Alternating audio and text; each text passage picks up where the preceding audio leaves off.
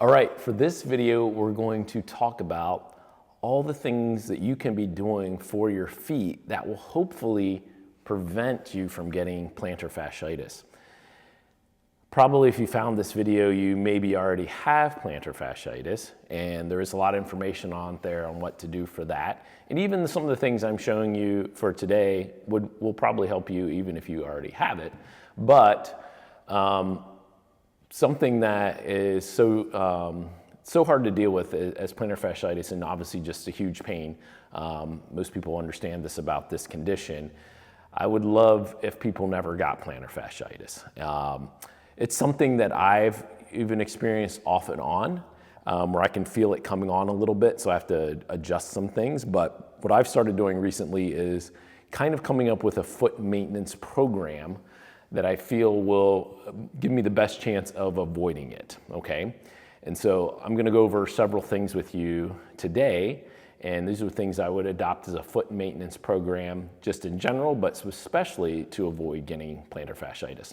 All right, so the first thing is footwear, right? It's just a general footwear. So this is a brand of shoe, Ultra. This is their model called the Escalante, and I probably have, I don't know, 7, 8 pairs of these in different colors right now. Some are on their way out. This is one of my newer pairs. And I pretty much wear these exclusively at work here and just out and about. And the characteristics that I like about it is that it is, one, has the wide toe box, right? So allowing some freedom of your toes to move around. Is really important for preventing plantar fasciitis in that you're having to work your foot just a little bit, okay? They're also flat, which means they don't have a drop, right? They're not tilted this way. And that helps to keep your calf loose or keeps it from getting tight, whereas if you're wearing a running shoe that has a drop to it, okay? So, and then this particular model has some cushioning, but not a ton. This is the sweet spot for me. Other people could probably do with a more even minimal shoe than this.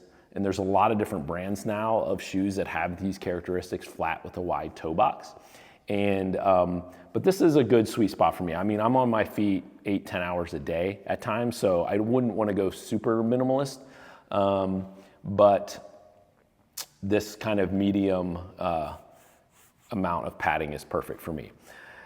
So first step is I recommend these shoes for a lot of people just to be their everyday wear around kind of shoe. Not as necessarily a running shoe, but just as but a lot of people do run in this, but just to if you want to get started towards having increased foot health, get some shoe sort of like this. This is the one I recommend.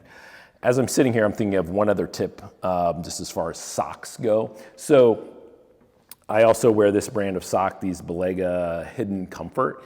And what I like about these is there's a lot of stretch to them, okay? And they fit tight enough, but I feel like they're loose enough that my toes can spread as wide as they want to.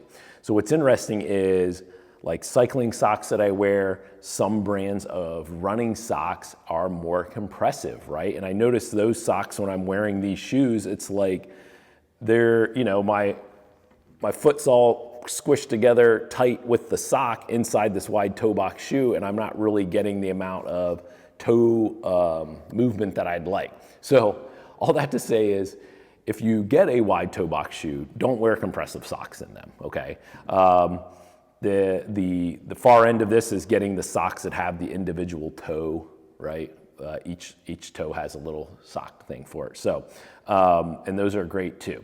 But yeah, just don't wear a compressive sock if you're wearing a wide toe box shoe. You're kind of sort of defeating the purpose. Okay, so the next thing that I like to do as a just general foot maintenance and plantar fasciitis prevention is to stand on a foam roll. So a lot of these tips I try to figure out ways to just fit this into your everyday life. I'm here at the office, but at home I have a stand-up desk. And so in my office at home, I keep a foam roll in the office, and a lot of times I get on the floor and do mobility work on the foam roll. But also if I'm working at my desk, that's a standing desk, I will just stand on the foam roll some, right? And I just kind of rock back and forth like this. This helps to stretch my arch, helps to get some mobility into my foot bones. As I rock back like this, I'll even feel a little bit of a calf stretch.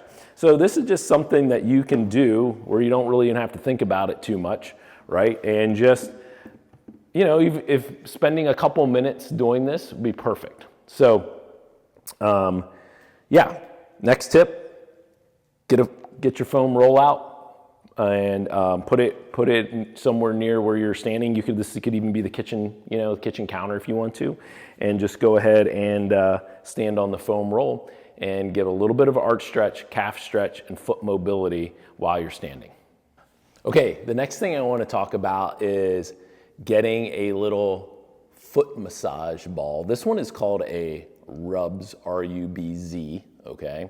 It's just this little hard knobby thing. Could be a golf ball. There's probably 100 different varieties of something like this on the market. Could be a little bigger, could be a little smaller. This is just happens to be one that I like. The key to doing this is to do it. And what I mean by that is, like, I have this by a chair or couch at home and it just lives on the floor. Okay, that's the key, right? A lot of times with soft tissue work, if you try to make it like a separate thing, then you don't end up doing it. So the idea is that this lives on the floor.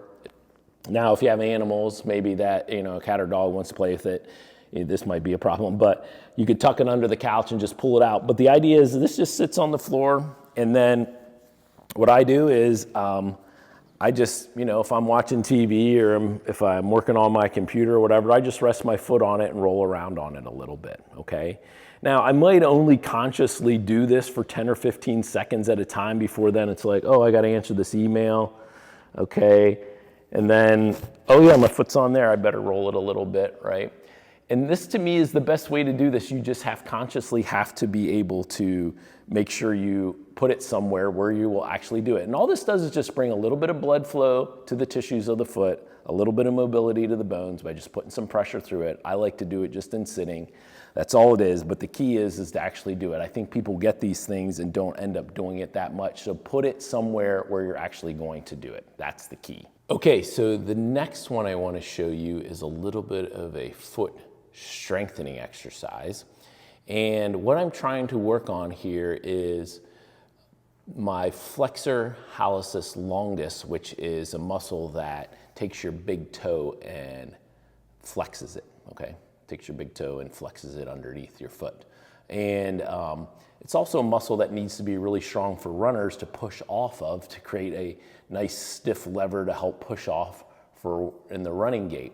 And a lot of times when I have people do calf raises, I really make sure that every time I have people do calf raises, I really make sure that they're pushing into that big toe, that they're not rolling out to the outside of their foot, right? So strengthening that muscle helps to support the arch and, in my opinion, take some pressure off the other tissues of the arch, which can get irritated and turn into plantar fasciitis.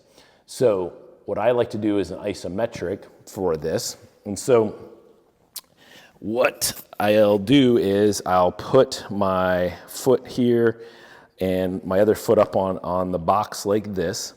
And sometimes I'll need to hold on here, but then I go up onto the big toe, okay, about halfway up. And then what I like to do, and hopefully you can see it in the camera, is I try to lift the other toes off, all 4 toes off, to increase the pressure into the big toe. Make sure that the knee is locked out and just off on like this, and hold it for about 30 to 45 seconds or more, and doing about 4 reps of that, 4 rounds of that. So yeah, just like that, holding that isometric, lifting those toes off and on. You don't have to do the toe lift, but make sure your pressure is primarily in the big toe. All right, the other thing, and the last thing I like to do as sort of a foot maintenance and prevention program for plantar fasciitis is to do just some slow motion marching, to take all those things that I've shown you, the increasing blood flow, working on some mobility, working on stretch.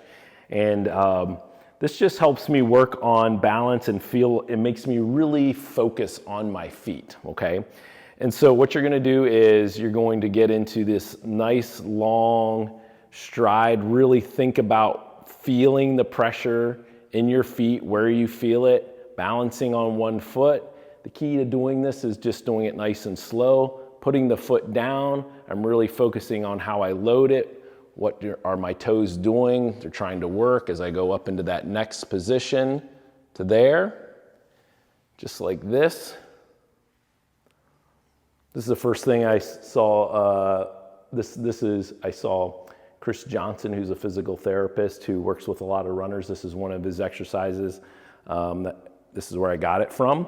Just want to give him credit for that. And yeah, it's a really nice thing that I have a lot of my patients do for a lot of different reasons, not only runners, but just patients in general. It just takes a lot of focus and concentration to do this nice slow marching like this, and it's just really good for your feet to be able to feel what your toes are doing.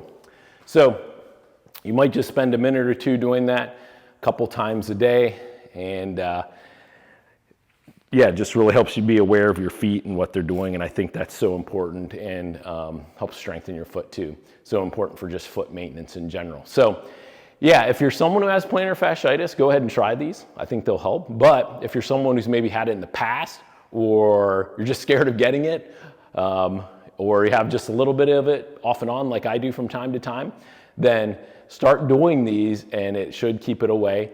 And yeah, they're just great foot exercises in general. Thanks for watching. If you have any questions, you please comment below, and we'll talk to you again soon.